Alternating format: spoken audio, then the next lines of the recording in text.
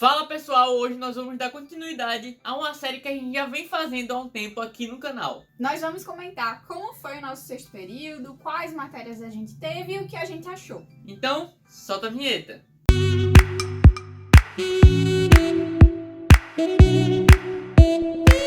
Mas antes de começar o vídeo, não se esquece, se você gostar desse vídeo, deixa o like, que isso ajuda muito. Se você ainda não é inscrito, se inscreve aqui no canal, que isso também ajuda demais. E segue a gente lá no Instagram, que a gente tá sempre interagindo com vocês, stories, dando dicas sobre a faculdade extracurricular e o que mais vocês quiserem. Então, sem mais delongas, bora pro vídeo.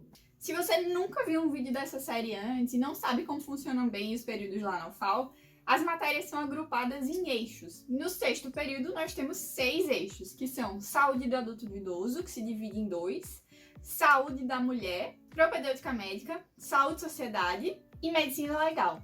Então vamos lá, só para situar vocês, quais matérias estão em cada um desses eixos. Como a Ju já disse, o eixo do adulto e do idoso é dividido em 2 blocos.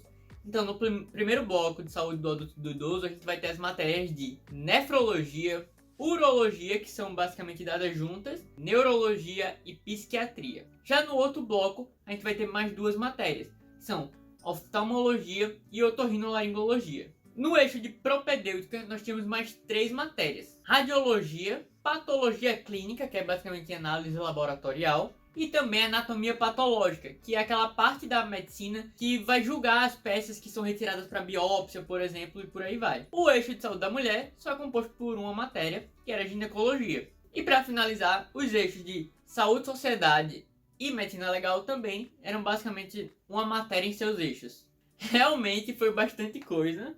Foi um período bem puxadinho. Felizmente, tiveram práticas e a gente vai comentar agora um pouco melhor como é que foi cada um deles. Bom, o eixo de saúde do adulto e do idoso 2 era o eixo de maior carga horária. Bastante. Foi um eixo bastante puxado, acho que principalmente nefrologia e urologia a gente sentia muito por serem 2 matérias em uma. Mas que foi bastante organizado de forma geral, que a gente conseguiu ter práticas, o que foi muito importante, uma diferença grande em relação ao período anterior. Então, neurologia a gente teve práticas, nefro e uro a gente teve práticas também, acho que foram as matérias que a gente mais teve práticas. Exatamente. E psiquiatria a gente também teve poucas práticas, mas que foram bastante proveitosas. Em relação à psiquiatria especificamente, não era uma matéria que a gente teve durante todo o período. Então, mais ou menos metade do período a gente tinha psiquiatria e da metade para o final era substituída por outra matéria que o Nick vai falar mais pra frente. Uma outra característica desse eixo é que muitos dos professores de grande parte das matérias já tinham aulas gravadas que haviam sido disponibilizadas para a turma anterior à nossa, que também teve um período letivo online, que foi o período letivo excepcional.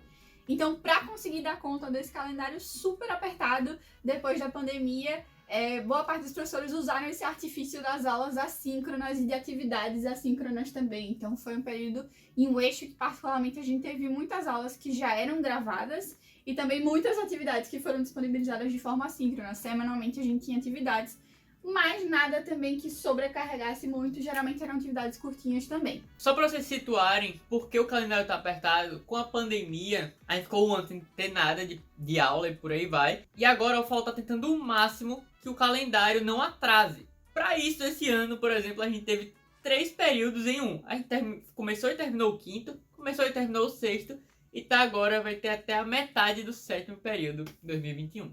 Bom, então foi basicamente isso da saúde do adulto e do idoso. Foi uma matéria bem organizada, com práticas, com as aulas gravadas, nada a reclamar. Outro eixo que a gente teve de saúde do adulto e do idoso, que é o saúde do adulto e do idoso 3, tinha otorrino e oftalmo. Oftalmo a gente teve durante todo o período e era intercalado. Uma semana tinha aula, a outra semana era a prática de um grupo. E assim o período todo. A gente só tinha uma prática de cada vez, no qual a gente não atendia os pacientes. A gente basicamente via como é que funcionava lá os aparelhos, saber, de medir grau e por aí vai. Mas acabou sendo bem tranquilo, foi uma matéria ok. Talvez desse pra gente ter visto mais assuntos, mas foi tranquila. Já com relação ao otorrino, a gente só teve ela em uma metade do período. E ela substituiu logo 2 matérias. Como a Ju já falou, ela entrou no lugar de psiquiatria, mas ela também entrou no lugar de medicina legal, que a gente vai falar um pouquinho mais na frente. Então ela tinha 2 vezes na semana e também foi uma matéria bem interessante. A gente não teve prática dela nenhuma, que é uma área de muito risco para o contágio do Covid. Se vai estar vendo vias aéreas, vai estar tendo secreções oculares e por aí vai. Então, os professores não se sentiam seguros, até porque eles já tinham uma idade mais avançada. E também com relação ao conteúdo, eu acredito também que ele foi bem passado. Era uma matéria bem interessante. As afecções dele são bastante comuns e muitas delas vão ser bem úteis pra gente até atendendo em UBS, pronto-socorro, quando a gente for recém-formado, por aí vai. Não tem muito o que falar, foi basicamente isso. E os professores tentavam trazer muitos casos clínicos para que isso conseguisse, de alguma forma, suprir essa falta de práticas, que infelizmente foi um prejuízo. Tem muitas coisas da otorrino que são bem visuais, até para você aprender a manejar, por exemplo, um otoscópio, enfim, isso a gente acabou não aprendendo porque não teve prática. Mas, em algum momento, a gente vai ter essa experiência até o final do curso, tenho fé. A esperança é que, mesmo a gente não tendo prática agora no ciclo clínico, a gente recupere boa parte do internato, porque a pretensão da coordenação do curso é que ele não tenha um período também tão curto. Então, vamos só torcer para que isso realmente ocorra. O terceiro eixo do nosso P7 era a saúde da mulher, em que a gente tinha a matéria ginecologia e apenas ginecologia. Obstetrícia a gente só vê em outro período mais pra frente.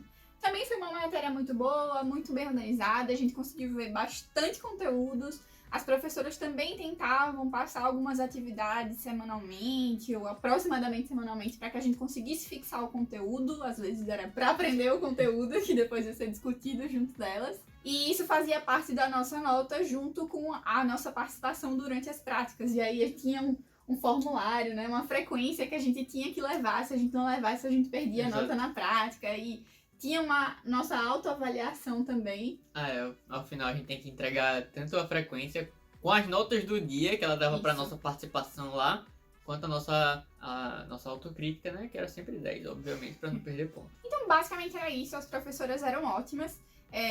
Infelizmente, o fluxo de pacientes na UDA, que é a unidade docente assistencial, que era onde a gente tinha a maior parte das nossas práticas, o fluxo de pacientes lá não era tão grande. E por conta da própria pandemia, os grupos de práticas, até hoje, na verdade, né? Até hoje, no nosso período atual, que é o P7, os grupos são bastante reduzidos. E aí não tem uma rotatividade tão grande de pacientes, às vezes, para conseguir que todo grupo consiga atender um paciente ou consiga atender uma quantidade boa de pacientes. Mas como foram muitas práticas, a cada 15 dias a gente tinha uma prática, acabou que todo mundo teve alguma experiência prática, alguma experiência com o paciente da ginecologia. E uma outra diferença que não teve pra gente, mas que pra essa próxima turma já tá tendo, é que eles têm também experiência prática com os monitores. Então tem uns bonecos no laboratório de simulação em que eles aprendem um pouco melhor, assim, sobre o exame ginecológico. Então, como colocar um espéculo, por exemplo. Então, foi algo que a gente não teve. A nossa experiência, a nossa primeira experiência já era direto com a paciente e, é claro, com a orientação do professor sempre. Se você quiser também saber um pouco mais dessa parte dos bonecos, do centro de simulação, a gente gravou um vídeo agora mostrando uma aula de monitoria que a gente teve, aprendendo a intubação. A Alphamed tem os bonecos disponíveis, então a gente foi lá treinar, se vocês quiserem acompanhar. Foi o vlog 13 do MedClean. Já finalizando agora a saúde e sociedade, aquela matéria que acompanha a gente desde o P1 até o P8, odiada por muitos, amada por alguns. A gente basicamente aprendeu sobre administração pública. Muita gente não gostou porque ela era baseada basicamente em trabalhos semanais que a gente fazia, enviava, fazia e enviava. Eu, particularmente, minha opinião pessoal, eu gostei porque a gente não teve prova por causa disso. Mas cada um tem sua própria experiência. Odeio o método, odeio esse método. É porque tem assuntos que são interessantes e tem assuntos que são muito bons, só que aí fica sujeito a isso, de o grupo vai ter que fazer um seminário. Você nem sempre consegue absorver também o conteúdo quando você vai ver o seminário de um outro grupo, por exemplo. Enfim, o método não é o melhor pra mim, mas foi bom e teve que ele falou que no final não tem uma prova, não tem uma avaliação em si. A nota é composta por todos esses trabalhos que são feitos semanalmente, inclusive é assim até hoje com saúde e sociedade no nosso período atual. Ponto mais negativo é porque nessa matéria tem um negócio que é bem famoso lá na faculdade chamado júri simulado.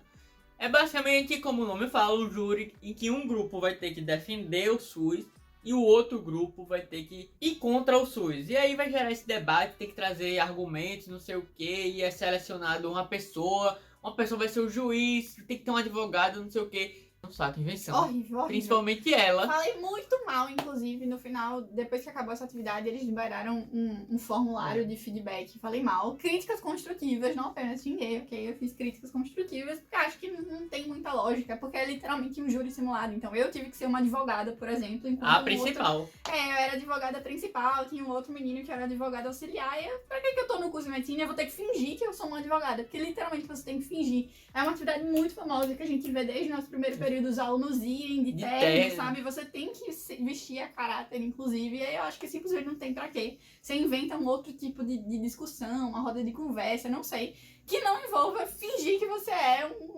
de outra área, sabe? Mas enfim. O importante é que acabou. Águas passadas. O próximo eixo, que é um que me surpreendeu muito, é o de medicina legal. Eu acabei gostando bastante. Nunca faria medicina legal na vida, mas que eu gostei muito da matéria e achei os assuntos muito interessantes. Não posso negar que realmente achei. Essa foi uma matéria que o professor já tinha gravado todas as aulas previamente para a turma anterior. Então não teve nenhuma aula síncrona, nenhuma aula ao vivo com ele. Mas sempre antes das provas ele separava um momento para fazer uma chamada com a gente, para que a gente pudesse tirar dúvidas ou revisar alguma coisa rapidinho antes da prova. Então ele era super aberto em relação a isso. E é um professor incrível, um professor que todo mundo gosta, que a gente já teve aula com ele no segundo período. E, enfim, foi muito bom, gostei bastante. Como ele gosta de dizer, é como se a gente estivesse aprendendo a ser o CSI aqui de Maceió. É uma matéria bem pesada, as gravações realmente é capaz de deixar a pessoa... Que é isso? Eu também não gostaria de chegar perto de medicina legal, mas sério, é muito interessante. E também tem muito conhecimento lá que vai ser requisitado para quem acabar de se formar. Às vezes tem que preencher uma declaração de óbito, tem que saber quando é que eu devo preencher, como é que eu devo preencher, caracterizar as lesões, saber identificar, eita, esse é um corpo que tá há tanto tempo aqui, não sei o que. Tem coisas muito legais, mas...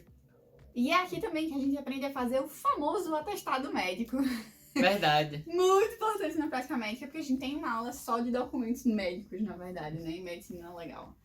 Então, é uma matéria muito interessante, é uma matéria que de fato vai ser útil, pelo menos em partes, no dia a dia da maior parte das pessoas, e outras coisas só se der o azar de você virar um perito ad hoc, como diz o professor, que é quando você é nomeado um perito para resolver algum caso de algum crime que aconteceu, por exemplo, alguma morte. E agora, por fim, o último eixo, que é o de propedêutica. Aqui, como eu já falei antes, eram 3 matérias. Patologia clínica, anatomia patológica e radiologia. Falando um pouco de radiologia, eu sinceramente tenho bastantes críticas, porque o método deles é a prestação de seminário, ou seja, todos os assuntos eram dados pelos alunos. Eles apresentavam um seminário, antes eles enviam para o professor para conferir se está tudo certo, mas mesmo assim não é a mesma coisa de ver algum profissional já experiente falando as coisas. Eu realmente não gosto muito desses métodos diferenciados. Mas ok, já passou.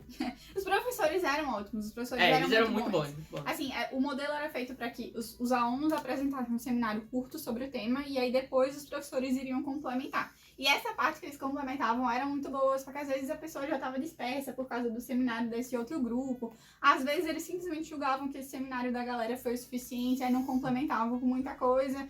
Então, pra quem não consegue focar tão bem com outros alunos dando aula, o que acontece com bastante pessoas, pelo que a gente vê na nossa turma, e acontece comigo, por exemplo, talvez não seja a metodologia mais proveitosa, mas que os professores eram muito bons, e foi uma boa matéria, só realmente a metodologia que não é a melhor para todos.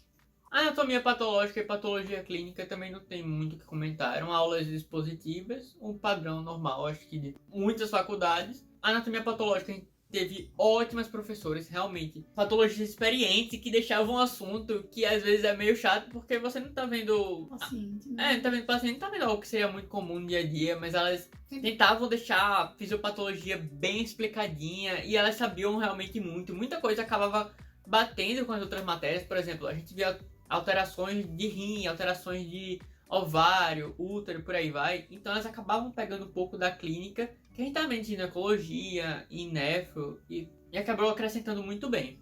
E um detalhe importante é que nenhuma dessas matérias de propedêutica médica, assim como também medicina legal, a gente teve prática. Eram matérias que nós não tivemos prática. Então esse foi o nosso P6, nosso 6º período da faculdade de medicina, já na metade da faculdade agora. Esperamos que tenham gostado desse vídeo. E se você gostou, não se esquece de deixar um like aqui embaixo. Se você ainda não deixou, por favor, como o Nick falou, algo que ajuda muito a gente, que nos motiva a continuar trazendo conteúdo pra vocês aqui no canal. Também não deixe de se inscrever se você ainda não foi inscrito e acompanhar a gente lá no Instagram, @MadInMad, que a gente sempre tá interagindo com vocês por lá, caixinhas de perguntas, postando nos stories do nosso dia a dia. Então é isso, encontro vocês lá. E é isso, até a próxima!